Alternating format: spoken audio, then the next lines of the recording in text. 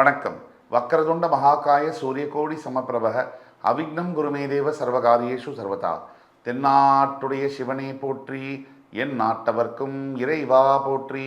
அன்பர்களே நண்பர்களே, இந்த புத்தம் புதிய காணொலியில் உங்கள் அத்துணை பேரையும் சந்திப்பதில் மிக்க மகிழ்ச்சி கொள்கிறேன். இன்றைக்கி நம்ம பேச போகிறது ரொம்ப ரொம்ப புத்தம் புதிய பரிமாணத்தில் உள்ள மிகப்பெரிய ஒரு வீடியோ. சிம்மராசி 30 ஆண்டுகளுக்கு பிறகு அச்சம் தவிர்த்து நெஞ்சை நிமிர்த்து சிம்மத்திற்கு நாம் சொல்லக்கூடியது. அதாவது கிட்டத்தட்ட மேஷராசியில் தன்னுடைய பயணத்தை ஆரம்பித்த சனி பகவான் மீனத்துக்கு பெயரவிருக்கிறார். இதை பற்றி நம்ம புத்தாண்டு ராசி பலன், சனி பயிற்சி பலன் எல்லாத்தையும் பேசியிருக்கோம். ஆனால் இதில் ஒரு டிஃப்ரெண்ட் டைமென்ஷனில் ரொம்ப மாறுபட்ட கோணத்தில் இதை பார்க்க போகிறோம். கிட்டத்தட்ட 3 தலைமுறைக்கு முன்னாடி மேஷராசிலிருந்து தன்னுடைய பயணத்தை ஆரம்பித்து 3 தலைமுறைகளுக்கு அப்புறமா மீனராசிக்கு வரவிருக்கின்ற சனி பகவான். நீங்கள் பார்த்தீங்கன்னா இந்த வீடியோவை பார்த்து கொண்டிருக்கிற பல அன்பர்கள் பிறந்திருக்க கூட மாட்டோம். நம்மெல்லாம் இல்லை பல அன்பர்கள் ஒரு பள்ளி படிப்பில் தான் இருந்திருப்பாங்க. இப்போ நான்லாம் பள்ளி படிப்பில் இருந்தேன். அந்த அளவில் 30 ஆண்டுகளுக்கு பிறகு அவர் சனி பகவான் ரிஷபத்துக்கு, அதாவது மேஷத்திலிருந்து கிளம்பி மீனத்துக்கு வரார். இது எவ்வளோ ஒரு அதாவது டோட்டல் சைக்கிள், ஒரு முழு சர்க்கிளை கம்ப்ளீட் பண்ணுறாரு. இந்த மாதிரியான ஒரு விஷயம் ரொம்ப சிக்னிஃபிகண்ட்டான ஒரு விஷயம். இதை பற்றி நம்ம ஏற்கனவே சொல்லியிருக்கோம். இப்போ சிம்ம ராசிக்கு இது அஷ்டம சனியாக வருகிறது. அஷ்டம சனியாக வரக்கூடியது இது. இந்த தாக்கமானது சிம்ம ராசிக்கு எப்படி இருக்கும்? அஷ்டம சனி சிம்ம ராசிக்குன்னு சொன்ன உடனே ஒரு பயம், ஒரு விதமான மனக்கலக்கம், சஞ்சலம். எப்பவுமே நம்ம பல பேருக்கு கஷ்டம் வருது அப்படின்னு சொன்னால் யாரும் அதை விரும்ப முடியாது. இயற்கையுடைய நியாயம் அது. யாருமே கஷ்டத்தை விரும்ப மாட்டாங்க, விரும்பவும் முடியாது. சந்தோஷம், மகிழ்ச்சி அப்படின்னு சொன்னால் எல்லாருமே ஏற்றுப்போம். ஆனால் துக்கம், துன்பம் அப்படின்னா துன்பம்னு சொல்கிறவங்களே நம்ம வெறுத்துருவோம். இப்படி பேசுகிறவங்களே நமக்கு பிடிக்காது. நமக்கு பாசிட்டிவாக இருக்கிறவங்கள தான் பிடிக்கும். இதுதான் உண்மை கூட, நியாயமும் கூட. இதில் ஒரு சின்ன ஒரு வித்தியாசம் இருக்குது, மயிரிழையான வித்தியாசம். யதார்த்தத்தை விட்டு போகக்கூடாது. நெகட்டிவ் வேண்டாம், பாசிட்டிவாகவே இருப்போம். ஆனால் யதார்த்தம்னு ஒன்று இருக்குது, அது பேர் ரியாலிட்டி. அதை விட்டு நம்ம ரொம்ப தூரம் விலக முடியாது. உண்மை என்றைக்கும் ஜெயிக்கும், சத்தியம் நிற்கும். இப்போ அஷ்டம சனியுடைய தாக்கம், இந்த சனி பயிற்சியுடைய ஸ்பெஷாலிட்டி என்னன்னு பார்த்தோம். இது 30 வருஷத்துக்கு கழிச்சு இந்த சனி பகவான் இந்த சைக்கிள், இந்த 12 ராசியை கடந்து திருப்பி மீனத்துக்கு வரார். கிட்டத்தட்ட 3 தலைமுறைகளை தாண்டி. அஷ்டம சனியுடைய தாக்கம் சிம்மத்துக்கு பார்த்தீங்கன்னு சொன்னாலே, சிம்மத்துக்கும் சனி பகவானுக்கும் ஜென்ம பகை உண்டுன்னு எல்லாருக்குமே தெரியும். ஆனால் மோட்சஸ்தானத்துக்கு வரக்கூடிய சனி பகவான் கிட்டத்தட்ட நம்மளில் பல பேர் 9ஆவதோ 8ஆவதோ ஸ்கூலில் படிச்சிருந்தோம். பல பேர் பிறக்கவே இல்லை. பல பேர் அப்போ தான் கல்யாணம் ஆன புதுசில் இருந்திருப்பாங்க. பல பேர் அப்போ தான் வேலைக்கு சேர்ந்துருப்பாங்க. இன்றைக்கி ரிட்டையர்மெண்ட்டே ஆகிருப்பாங்க. அப்படிப்பட்ட போது சனி பகவான் வேலைக்கு சேர்ந்த போது மேஷத்தில் பயணத்தை ஆரம்பித்தவர் இப்போ ரிட்டையர் ஆகும் போது மீனத்துக்கு வந்திருக்காருன்னு சொன்னால் 30 ஆண்டு காலங்கள். இதில் இந்த பயிற்சி சிம்ம ராசிக்கு எப்படிப்பட்ட பயிற்சியாக இருக்கும் அப்படிங்கிறதுல ஒரு தன்னை அறியாத ஒரு கியூரியாசிட்டி வரும். இந்த அஷ்டம சனியானது, அஷ்டம சனியில் நம்ம முக்கியமாக பார்க்க வேண்டியது இந்த ஒரு விஷயம். இந்த 30 ஆண்டுகளுக்கு இந்த சனி பயிற்சி அஷ்டம சனியாக வருதுங்கிறது முக்கியம் இல்லை. இது இந்த அஷ்டமஸ்தானம் 30 ஆண்டுகளுக்கு ஒரு அப்புறம் தானே வருது. அது ஒன்று. அஷ்டம சனியை பொறுத்த வரைக்கும் ஒரு முக்கியமான ஒரு விஷயம், 30 வருஷத்துக்கு பிறகு சிம்மராசிக்கு 30 வருஷத்துக்கு முன்னாடி சனி பகவான் அஷ்டம சனியை தாக்கின போது பள்ளி படிப்பில் இருக்கக்கூடிய, இல்லை ஒரு அப்போ தான் வேலைக்கு போகிறோன்னு இருக்கக்கூடிய, இல்லை ஒரு கல்வியில் இருக்கக்கூடிய இள வயதில் அத்தனை பெரிய தாக்கம் இருந்திருக்க வாய்ப்பில்லை. எப்பவுமே அஷ்டம சனியானது 40 வயதுக்கு மேலே இருக்கக்கூடியவங்களை தான் அதிகமாக தாக்கும். 45 வயது மேலே இருக்கவங்களுக்கு அதிகமான தாக்கத்தை கொடுக்கும். இது புரிஞ்சுக்கணும். 30 வயதுக்குள்ளே இருக்கிறவங்களுக்கு தாக்கம் என்பது கொஞ்சம் கம்மியாக இருக்கும். 30-35 வயசுக்குள்ளே இருக்கிறவங்களுக்கு அஷ்டம சனியுடைய தாக்கம் கொஞ்சம் கம்மியாக இருக்கும். ரொம்ப கம்மின்னு சொல்ல வரல. 25 வயசுலேருந்து 35 வயசுகளுக்கு ஒரு மாதிரியும், 35 முதல் 45 வயது வரை இருக்கவர்களுக்கு ஒரு மாதிரியும், 45லேருந்து 65 வயது வரை இருக்கிறவர்களுக்கு ஒரு மாதிரியுமான மாற்று இருக்கும். பீக் ஆஃப் த கரியர் அப்படின்னா 45 முதல் 65 வயசு வரை அந்த கெரியரை பீக்கில் போய் முடியக்கூடிய காலம். இந்த காலகட்டத்தில் இந்த அஷ்டமசனியுடைய தாக்கம் பொதுவாகவே நம்ம எல்லாருக்குமே இது ஏற்றுக்கொள்ள மனசே இருக்காது. எப்படி ஏற்றுக்க முடியும்? எல்லார் மனதிலையும் சிம்மராசி அன்பர்களுடைய மனதில் எழக்கூடிய ஒரு 3 கேள்விகளை பற்றி பேசுவோம். உங்கள் மனசுக்குள்ள மனசு என்ன பேசுது அதுக்கு உண்டான பதில், உங்கள் மனசு கேட்கக்கூடிய கேள்விகளுக்கு பதில் சொல்லுவோம். வெகுவாக லட்சக்கணக்கான சிம்மராசி அன்பர்களுடைய மனசில் கேட்கக்கூடிய முதல் கேள்வி, நான் நல்லவனா இருக்கேன், எல்லாருக்கும் நான் நல்லவனா இருக்கேன், ஆனால் எல்லாரும் ஒரு கட்டத்தில் என்ன ஏமாத்துறாங்களே, அதை என்னால் தாங்க முடியல, பொறுத்துக்க முடியல, நான் என்ன செய்வேன்? நான் கெடுதல் செய்யலை, ஆனால் என்ன ஏறி மிதிக்கிறாங்களே, என்ன மட்டும் ஏறி மிதிக்கிறாங்க, பணத்தாலே என்னை ஏமாத்துறாங்க, மனதால் ஏமாத்துறாங்க, என்னுடைய நம்பிக்கையை துரோகம் பண்ணுறாங்க. இது எப்படி என்னால் தாங்க முடியும்? தாங்கக்கூடிய சக்தி எனக்கு இல்லை. ஏன்னா நான் முழுசாக நம்பிட்டேன், முழுசாக 100% எனக்கு கொடுத்துட்டேன். அது காதலாக இருக்கட்டும், அது வேலை செய்யக்கூடிய இடமாக இருக்கட்டும். இப்போ காதல்னு எடுத்துக்கிறேன், முழுமையாக என்னை அர்ப்பணித்து விட்டேன்.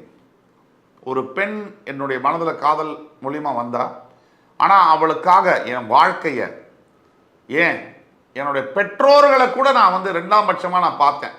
ஆனால் அந்த பெண் என்னை உதாசீனப்படுத்திடா, என்னை கல்யாணம் பண்ணிக்கல, இல்லை கல்யாணம் பண்ணவ இன்னைக்கு சண்டை போட்டுட்டு பிரிஞ்சு போகிறேங்கிறா, என்னால் தாங்க முடியல அப்படின்னு கதறி அழக்கூடிய சிம்மராசி அன்பர்கள் நீங்களா?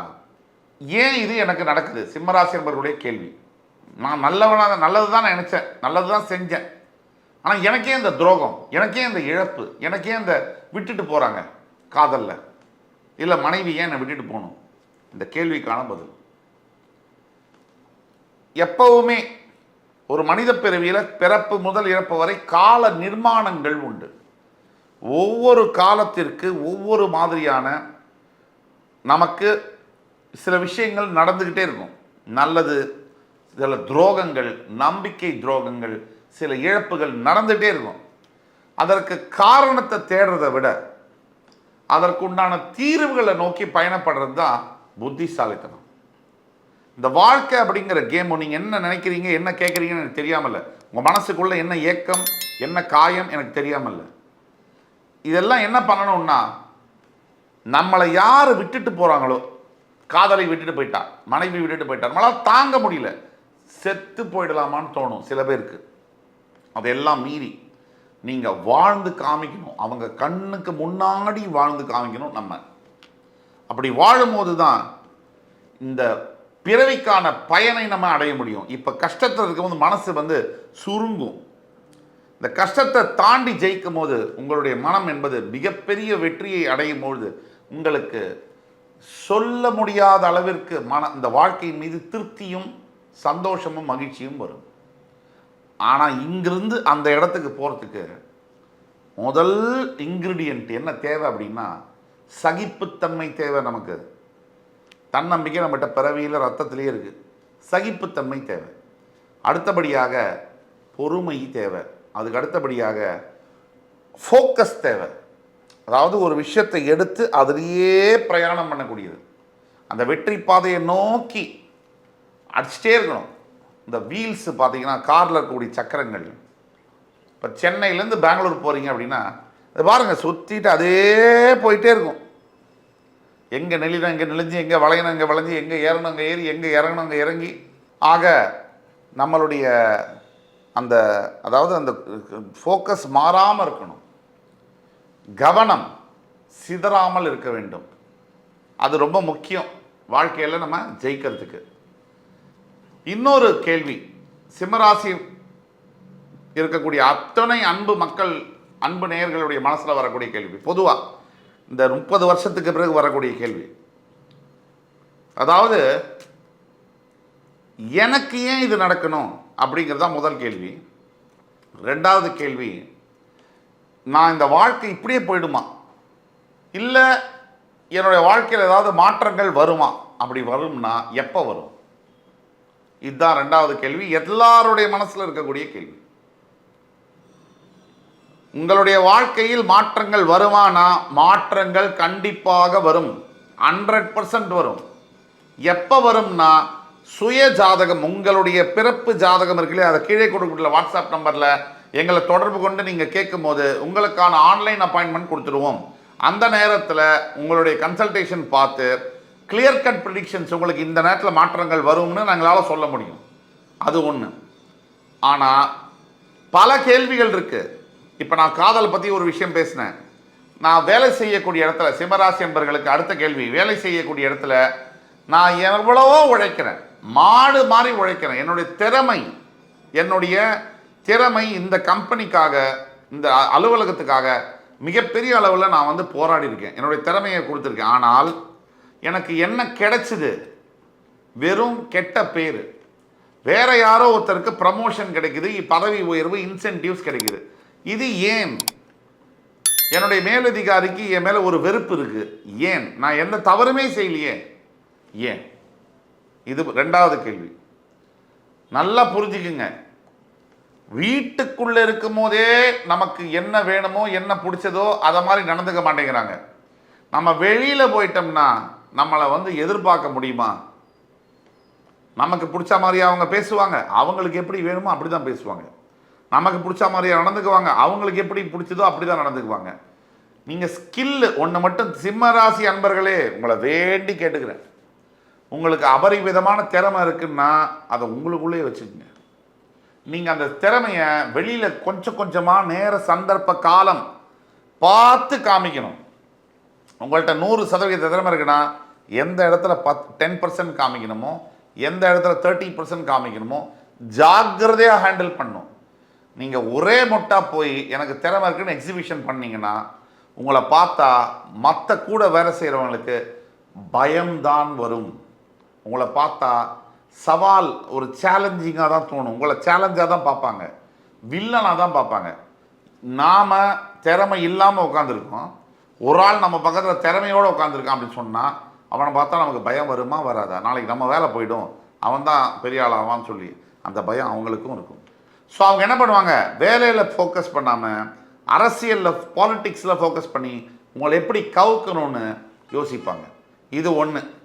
ரெண்டாவது, நான் வந்து எந்த ஒரு நண்பர்கள்ட்டையும் உண்மையாக பழகினேன், என்னோட நண்பன் எனக்கு துரோகம் பண்ணிட்டான், என்னோட உறவுகள்கிட்ட என்னுடைய பணத்தை வந்து நான் வாரி மற்றவங்களுக்காக இறைச்சேன், அவங்க நல்லா இருக்கணும்னு சொல்லி சம்பாதிச்சு உழைச்ச காசெல்லாம் கொடுத்தேன்.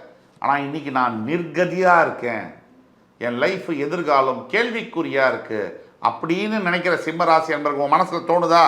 இந்த வீடியோ உங்களுக்கானது. இந்த மாதிரி ஒருத்தர் நினைக்கும் போது ஒன்று சொல்கிறேன் கேட்டுங்க. எல்லாரும் எம்பிபிஎஸ் படிக்க முடியாது, எல்லாரும் எம்பிஏ படிக்க முடியாது, எல்லாரும் பிஎல் படிக்க முடியாது, எல்லாரும் பிஇ படிக்க முடியாது.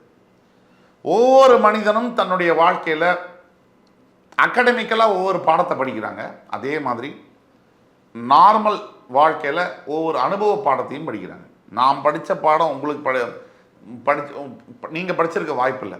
அது மாதிரி நீங்கள் பார்த்த அனுபவ பாடம் நான் பார்த்துருக்க வாய்ப்பில்லை. நடந்து முடிந்ததை நினைத்து நினைத்து அதை வந்து எனக்கு ஏன், எனக்கு நான் என்ன பண்ணேன்னு நீங்கள் கேள்வி கேட்குறது எனக்கு புரியுது. நீங்கள் ஏதோ ஒரு பிறவியில் யாரால துரோகப்படுத்தப்பட்டீங்களோ அவங்களுக்கு நம்ம தெரிஞ்சோ தெரியாமலோ இவனால் நமக்கு போகணும்னு இருக்குது, அது போயிடுச்சு. அதை மேலே மேலே மேலே நான் வந்து அதை நோண்டி நோண்டி ஜெயிக்க போகிறேன் அப்படின்னு நினச்சிங்கன்னா இன்னும் அந்த தோல்வியுடைய ஆழம் அதிகமாகும். விட்டுருங்க. அப்போ உங்களுக்கான வீடியோ இது. இந்த வீடியோ ஃபுல்லாக பார்த்து ஃப்ரெண்ட்ஸ், ஃபேமிலிஸ் அண்ட் ரிலேட்டிவ்ஸில் யாராவது சிம்மராசி இருந்தாங்கன்னு சொன்னால் அவங்களுக்கு தயவு கூர்ந்து ஃபார்வர்ட் பண்ணுங்கள். அவருடைய வாழ்க்கையில் மிகப்பெரிய மாற்றங்கள், நல்ல மாற்றங்கள் நிகழும். 30 ஆண்டுகளுக்கு பிறகு அச்சம் தவிர்த்து நெஞ்சை நிமிர்த்து என் உயிரினும் மேலான சிம்மராசி அன்பர்களே, மறுபடியும் உங்கள் எல்லோரையும் சந்திக்கும் வரை உங்களிடமிருந்து விடைபெறுவது உங்கள் சுபாஷ் பாலகிருஷ்ணன். நன்றி, வணக்கம், வாழ்க வளமுடன்.